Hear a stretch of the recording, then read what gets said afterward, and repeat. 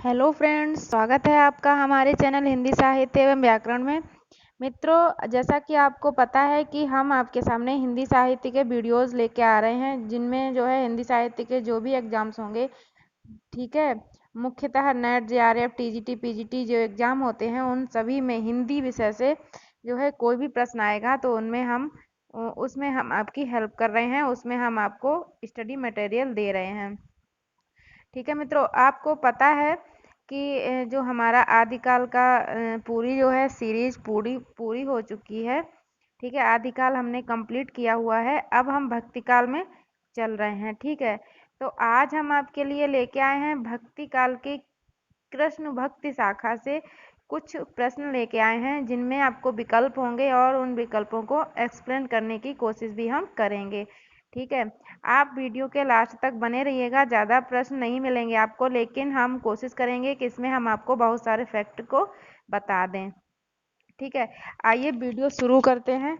मित्रों, हमारा आज के वीडियो का हमारा पहला प्रश्न है, निम्न में से कौन बल्लवाचार्य के शिष्य नहीं थे। ठीक है, यहाँ पे बल्लवाचार्य के शिष्य होगा। ठीक है, यहाँ पे शिष्य होगा।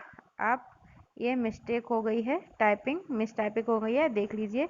शिष्य नहीं थे, नहीं, जैसे ही कोई भी एग्जाम्स में हमें प्रश्न मिलता है जिसमें नहीं लगा होता है तो हम अक्सर भूल जाते हैं। तो हम क्या करेंगे, कोई भी एग्जाम होगा अगर उसमें नहीं मिल जाता है तो नहीं पे हम गोला कर लेंगे ताकि ये नहीं हमें दिख जाए। ठीक है, ऐसा कई बार हो जाता है। तो निम्न में से कौन बल्लवाचार्य के शिष्य नहीं थे। ठीक है, आइए ध्यान देते हैं। बल्लवाचार्य के शिष्य नहीं थे। सूरदास थे, बल्लवाचार्य के शिष्य थे। ठीक है, परमानंद दास बल्लवाचार्य के शिष्य थे। कृष्णदास भी बल्लवाचार्य के शिष्य थे। नंददास जो है बल्लवाचार्य के नहीं थे, वो किसके थे, विट्ठलनाथ के शिष्य थे। विट्ठलनाथ कौन थे, बल्लवाचार्य के पुत्र थे विट्ठलनाथ। ठीक है, उनके शिष्य थे ये नंददास। ठीक है, जो अष्टछाप के कवि हैं मित्रों, अष्टछाप के 8 कवि हैं, आपको पता है।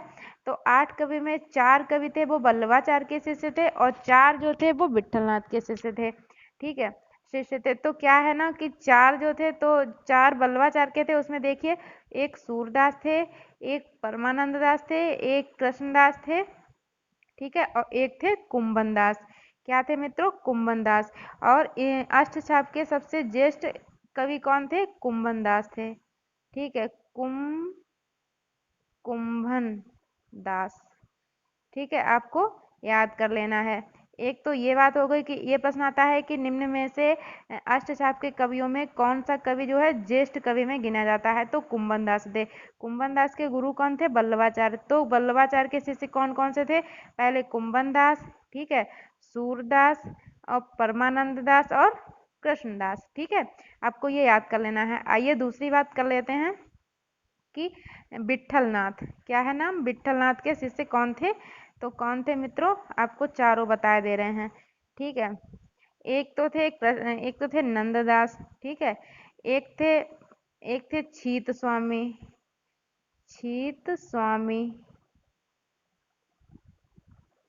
ठीक है, एक थे छीत स्वामी, एक थे गोविंद स्वामी। गोविंद स्वामी। ठीक है, नंददास, छीत स्वामी, गोविंद स्वामी और एक और थे मित्रों। ठीक है, हम आपको अभी बताएंगे। ठीक है, आगे चलते हैं, नेक्स्ट क्वेश्चन देख लेते हैं। प्रश्न नंबर 2। दो क्या कह रहा है, सूरदास के जीवन वृत्त से संबंधित जानकारी किस ग्रंथ में मिलती है। सूरदास के जीवन वृत्त से संबंधित जानकारी किस ग्रंथ में मिलती है, किस में मिलती है, 84 वैष्णवन की वार्ता में मिलती है, भक्तमाल में मिलती है, भक्तमाल में भी मिलती है। तो इसका आंसर सही हो जाएगा उपयुक्त दोनों में।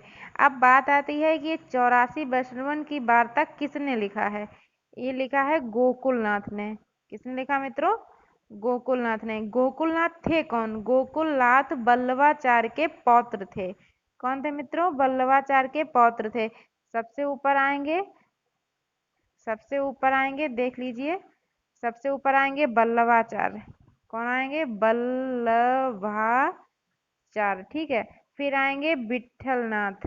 कौन आएंगे? विट्ठलनाथ। ठीक है। तीसरे नंबर पर आएंगे गोकुलनाथ। तो ये आपको याद करना है, ये थे बाबा, ये थे इनके पुत्र, और ये थे इनके पुत्र। ठीक है। इनके ये बाबा थे, पिता ये पुत्र। तो गोकुलनाथ ने क्या लिखी? 84 वैष्णवन की वार्ता लिखी है। एक और लिखी है 252 वैष्णव की वार्ता, वो भी गोकुलनाथ ने ही लिखी है। ठीक है। भक्तमाल, भक्तमाल में भी सूरदास के जो है जीवन व्रत से संबंधित जानकारी मिलती है। अब भक्तमाल किसने लिखी है? भक्तमाल लिखी है नाभादास, नाभादास। ठीक है। आइए आगे बढ़ते हैं। क्वेश्चन नंबर 3 है मित्रों, निम्न में से कौन सी रचना सूरदास की नहीं है? सूरदास की नहीं है। आप कौन कौन सी हैं देख लीजिए। पहली है साहित्य लहरी, पहली है साहित्य लहरी, सूरसागर, रास पांचाध्यायी, और एक और है मित्रों सूर सारावली। क्या है मित्रों? सूर सारावली। अब नहीं की बात की गई है। ठीक है। तो ये तीन, साहित्य लहरी भी है, सूरसागर भी है, सूर सारावली भी है। कौन सी नहीं है? रास पंचाध्यायी। ये किसकी है? ये है नंददास की, नंददास की ये रचना है। ठीक है, आपको याद कर लेना है। नेक्स्ट क्वेश्चन देख लेते हैं। सुदर्शन चक्र का अवतार, सुदर्शन चक्र का अवतार किस कृष्ण भक्त कवि को माना जाता है? सुदर्शन चक्र का अवतार जो है किस कृष्ण भक्त कवि को माना जाता है? ये माना जाता है निम्बार्काचार्य। किसे माना जाता है मित्रों? निम्बार्काचार्य। आपको याद कर लेना है। ठीक है। निम्बार्काचार्य जो है, इनका दार्शनिक मत है द्वैताद्वैतवाद। क्या है? द्वैताद्वैतवाद। ये इनका दार्शनिक मत है। द्वैताद्वैतवाद सिद्धांत के प्रतिपादक कौन है? निम्बार्काचार्य। ठीक है। स्वामी हरिदास, इनका कौन सा है? इनका है सखी संप्रदाय। क्या है? सखी संप्रदाय। ठीक है। इसे क्या, इसे तट्टी संप्रदाय भी कहा जाता है। ठीक है। चैतन्य महाप्रभु, इसके चैतन्य महाप्रभु, इन्होंने एक दार्शनिक मत इनका है अचिंत्य भेदाभेद। क्या है मित्रों? अचिंत्य अचिंत्य भेदाभेद। ये इनका दार्शनिक मत है। किनका? चैतन्य महाप्रभु का। ठीक है। और आइए, ये है हित हरिवंश। हित हरिवंश है, इन्होंने क्या किया है? इन्हें जो है बंसी का अवतार माना जाता है। कृष्ण की बंसी का अवतार, कृष्ण की बंसी का अवतार जो है। मित्रों, जो भी हम फैक्ट बता रहे हैं बहुत इंपॉर्टेंट है, ये आपको लिख लेने हैं, कहीं नोट कर लेने हैं, क्योंकि जरूरी नहीं है क्वेश्चन हमारे बहुविकल्पी में से आ जाए। जरूरी ये है कि हम इसके सारे फैक्ट याद कर लेंगे, ताकि क्वेश्चन कहीं से भी आ जाए उसे हम छोड़े ना, उसे हम हल करके आए। ठीक है।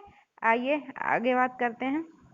प्रश्न नंबर 5 है मित्रों, अकबर के दरबारी गायक तानसेन किसके शिष्य थे? अकबर के दरबारी जो थे तानसेन, वो किसके शिष्य थे? ठीक है। ये जो तानसेन थे, ये शिष्य थे हरिदास के। किसके थे? हरिदास के। ठीक है। ये बल्लवाचार्य तो आपको पता ही है। ठीक है। तो ये इसका आंसर कौन सा सही है? हरिदास।